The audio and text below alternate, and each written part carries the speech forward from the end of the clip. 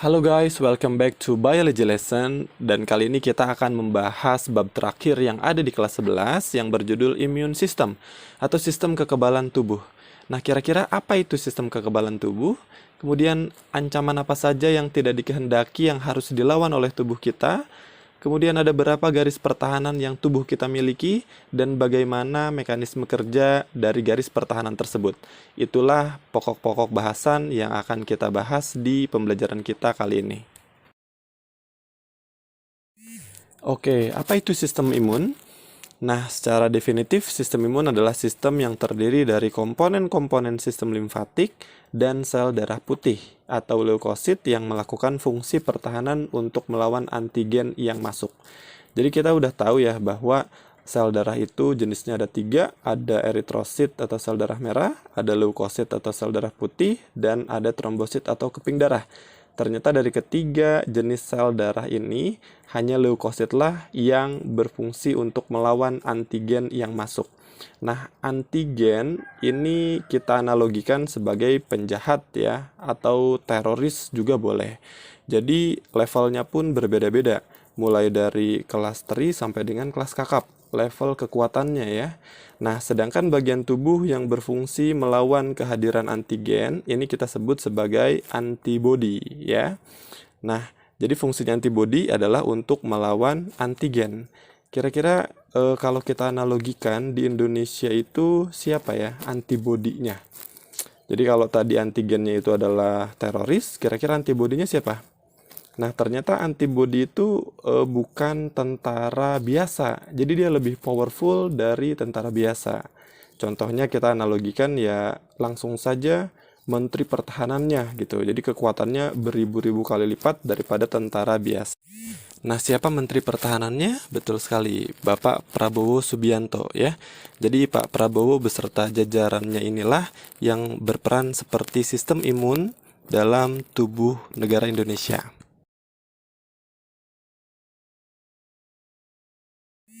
Oke, dan inilah berbagai ancaman yang tidak dikehendaki, yang harus dilawan oleh tubuh kita ya.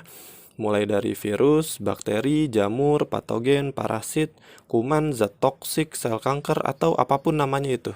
Nah, secara umum, mereka kita sebut sebagai antigen. Jadi zat asing yang masuk ke dalam tubuh kita, sekali lagi itu kita sebut sebagai antigen. Tadi kita sudah menganalogikan antigen ini sebagai terorisnya ya, sebagai penjahatnya.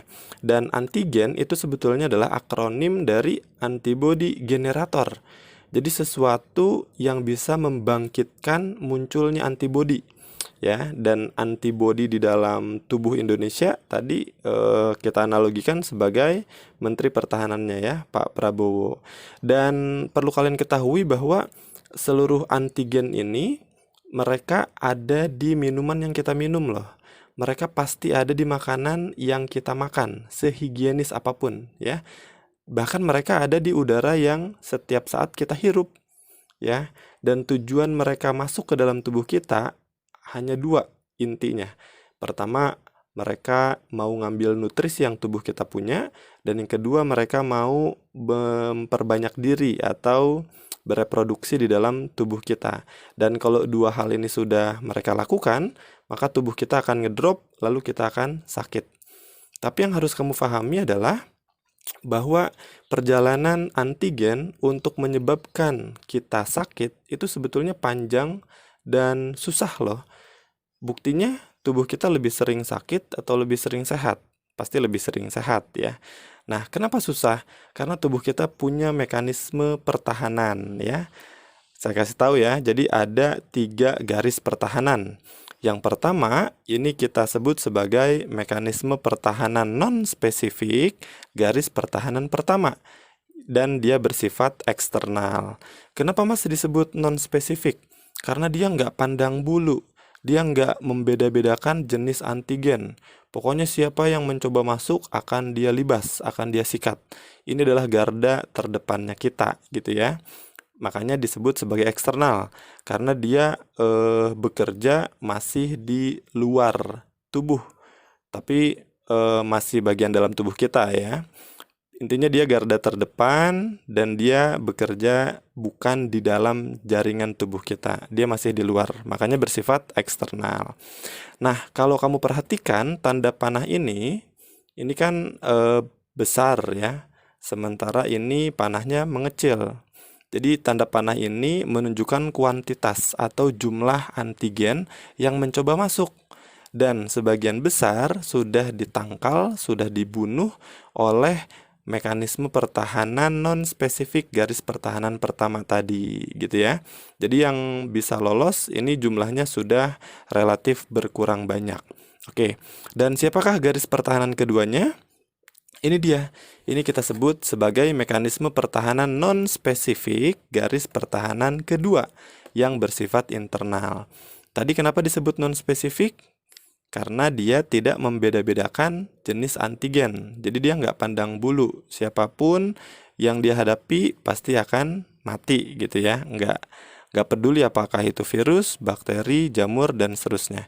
Dan dia sudah bekerja atau sudah ada di dalam tubuh kita. Makanya dia bersifat internal.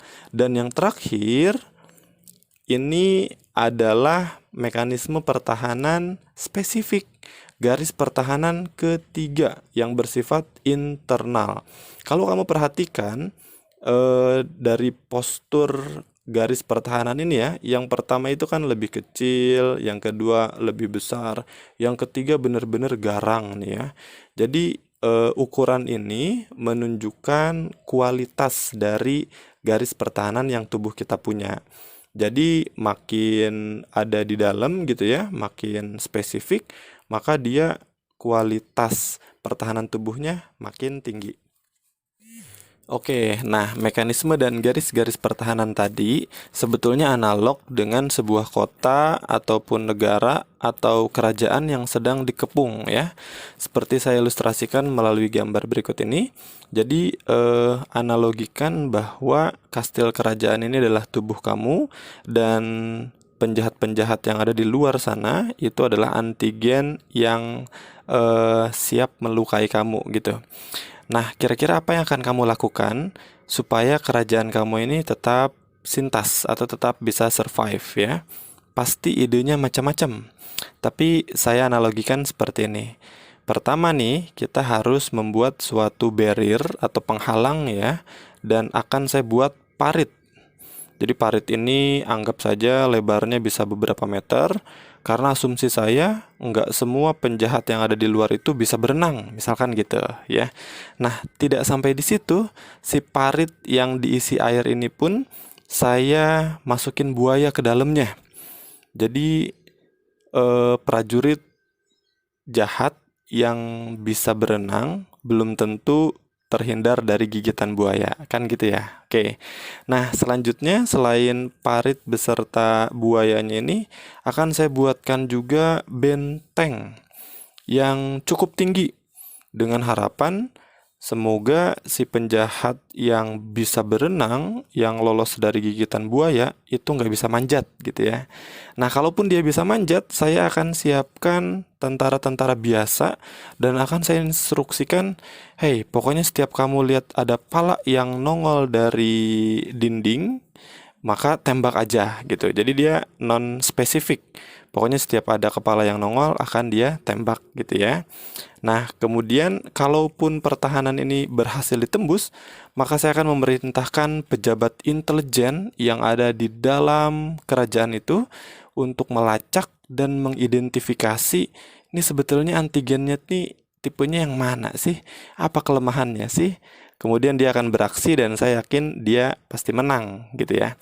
Nah, kira-kira dari ilustrasi tadi kamu bisa menyimpulkan atau mereview lagi nggak apa mekanisme pertahanan non-spesifik garis pertahanan pertama yang bersifat eksternal?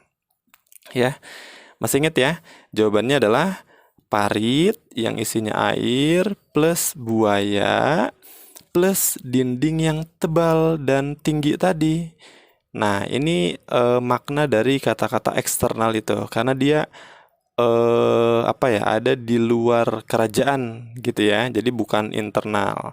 Oke, kemudian kira-kira siapa tuh mekanisme pertahanan non-spesifik di garis pertahanan kedua yang bersifat internal.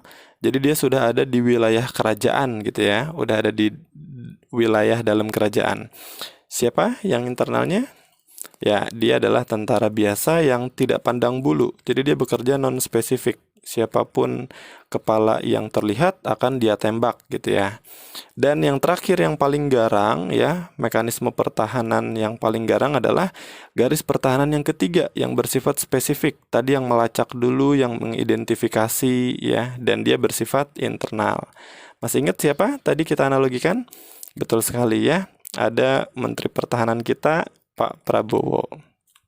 Nah, pertanyaan utamanya adalah, di dalam tubuh kita, siapakah yang memainkan peran sebagai garis pertahanan pertama, garis pertahanan kedua, dan garis pertahanan ketiga? Untuk mengetahui jawabannya, kita simak video selanjutnya ya. Oke, sekarang kita akan fokus dulu membahas mekanisme pertahanan non-spesifik garis pertahanan pertama yang bersifat eksternal. Sedikit saya ulangi ya, kenapa disebut non-spesifik? Karena dia nggak ngebedain jenis-jenis antigen. Pokoknya apapun itu jenisnya akan dia bunuh tanpa pandang bulu. Nah, kemudian kenapa disebut eksternal? Karena dia ada di bagian tubuh yang paling luar. Oke, nah dalam analogi kerajaan tadi, masih ingat gak siapa yang memainkan peran di garis pertahanan pertama yang bersifat eksternal? Ada 3 ya. Pertama ada parit yang lebar dan dalam tadi, yang kedua adalah buaya-buaya yang siap memakan, dan yang ketiga adalah tembok yang tinggi tadi. Nah, sebetulnya dalam tubuh kita pun sama, ada 3. Pertama ada jaringan epitel atau kulit. Yang kedua adalah membran mukosa, dan yang ketiga adalah sekresi dari kulit dan membran mukosa. Oke, kita telah satu persatu ya. Mulai dari jaringan epitel atau kulit dulu. Ini alasan kenapa kulit disebut sebagai jaringan pelindung. Nah, sebetulnya kulit yang sehat, kulit yang utuh, itu sudah cukup untuk menjadi barrier atau penghalang bagi masuknya antigen. Makanya sebisa mungkin kita mengkonsumsi vitamin yang bisa menyehatkan kulit ya, seperti vitamin B kompleks, vitamin C, vitamin D, atau vitamin E juga bisa. Nah, kalau kulit kita terluka, maka itu akan menjadi pintu masuk bagi antigen-antigen. Jadi kita harus hati-hati. Nah, yang kedua adalah membran mukosa. Ini adalah membran yang akan menghasilkan mukus atau cairan seperti lendir, dan beberapa jenisnya biasanya kita sebut sebagai ingus gitu ya. Nah, membran mukosa ini ada di sepanjang saluran pernafasan, saluran pencernaan, dan saluran genitouriner atau saluran kelamin dan saluran urin. Nah, kemudian yang ketiga adalah sekresi dari kulit dan membran mukosa. Jadi baik itu kulit maupun membran mukosa akan menghasilkan sekret yang bisa menghambat kolonisasi antigen. Nah, ketiga hal ini cukup untuk memberikan rintangan baik itu secara fisik maupun secara kimiawi.